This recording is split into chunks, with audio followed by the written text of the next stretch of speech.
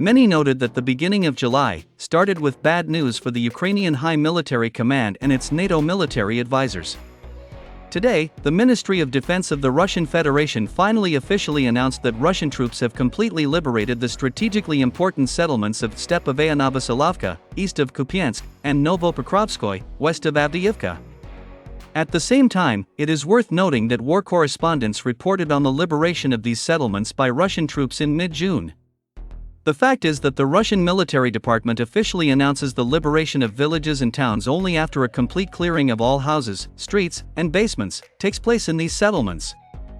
By the way, commenting on the liberation of the strategically important settlement of Stepovaya-Novoselovka by the Russian army, war correspondents noted that now Russian troops will be able to reach the eastern suburb of Kupyansk without any problems. The fact is that along the highway leading from Stepovaya-Novoselovka to Kupyansk, there is not a single large settlement that the armed forces of Ukraine could use to place strongholds, in order to deter offensive formations of Russian troops. War correspondents noted that in this direction, on the way to Kupyansk, there is only the village of Peskanoy, with several heights that are marked on the map in the form of yellow triangles.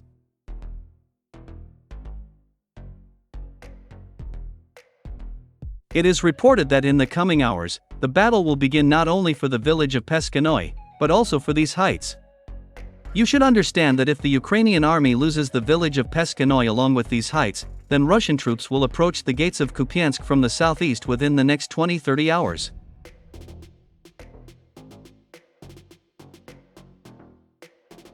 The approach of the Russian army to the southeastern part of Kupyansk will lead to the fact that the grouping of the armed forces of Ukraine located in this city will find itself in a real semicircle, since the Russian troops are also advancing on Kupyansk from the north.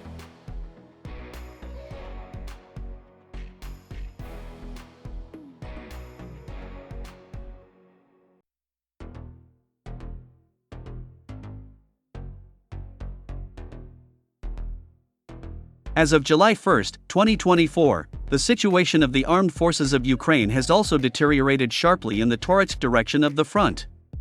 Today, the Ministry of Defense of the Russian Federation officially announced that the assault detachments of the group of troops under the designation center captured the stronghold of the armed forces of Ukraine in the eastern part of the settlement of Kirovo. Describing the capture of this enemy stronghold, the Russian military department noted that Russian troops used the element of surprise.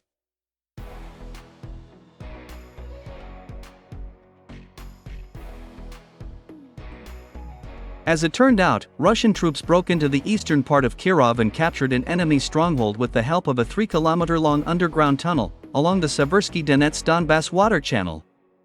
This operation was carried out in the dead of night with the help of two groups of Russian Spetsnaz.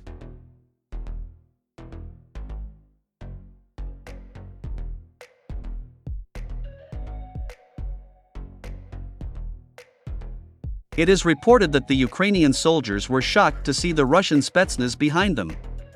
As a result of this operation by Russian Spetsnaz, the armed forces of Ukraine lost not only one of its powerful strongholds in Kirovo, but also about 120 soldiers, 70 of whom laid down their arms and surrendered to Russian troops.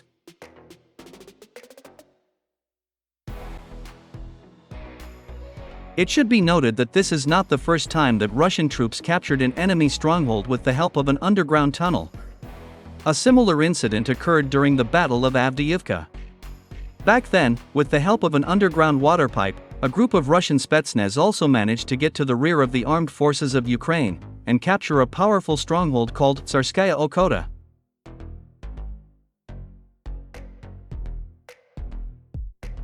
Returning to the situation in the Toretsk direction of the front, it is worth noting that the Ukrainian telegram channels also reported on the success of Russian troops in Kirovo. Surprisingly, the Ukrainian military experts also decided not to hide the successful operation of the Russian troops, and described in detail how the Russian Spetsnaz captured a powerful stronghold of the armed forces of Ukraine with the help of an underground tunnel.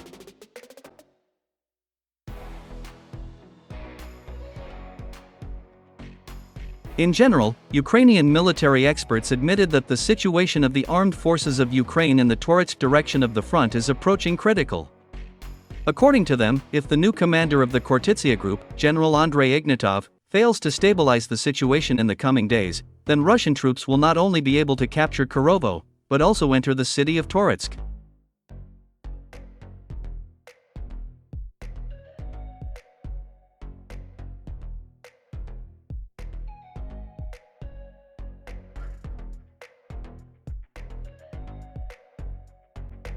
In Vovchansk, despite fierce resistance from the Ukrainian armed forces, assault units of the Russian group of troops under the designation Sever continue to advance in this city.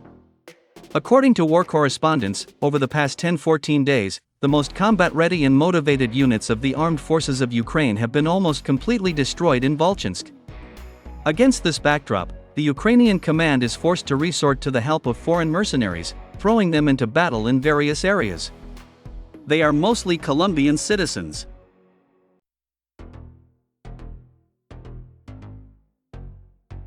At the same time, it is worth noting that the Ukrainian commanders are deeply unsatisfied about how the Colombian mercenaries are fighting. It is reported that the Colombians are trying to stay in the trenches all the time and run away from their positions as soon as the Russians start attacking.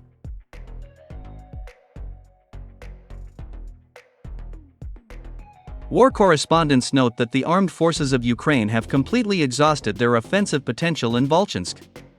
Due to the heavy losses in manpower, the Ukrainian units completely abandoned attempts to move forward in this settlement.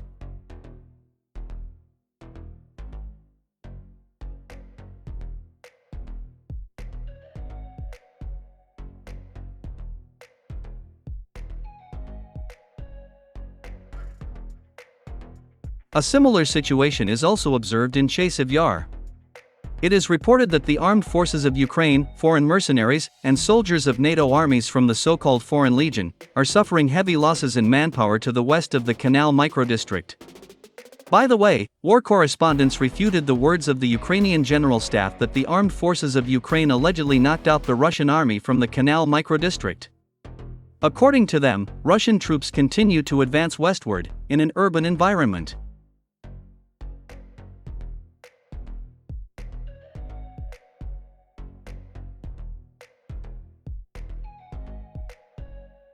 In addition, today, the Russian military published footage of the destruction of multi-story buildings in Chasiv Yar, where Ukrainian nationalists were hiding along with foreign mercenaries and active duty soldiers of the NATO armies. It is reported that Russian troops used the latest multiple launch rocket system TOS-2 to destroy these buildings. The footage clearly shows how this latest missile system literally wipes out all high-rise buildings from the face of the earth.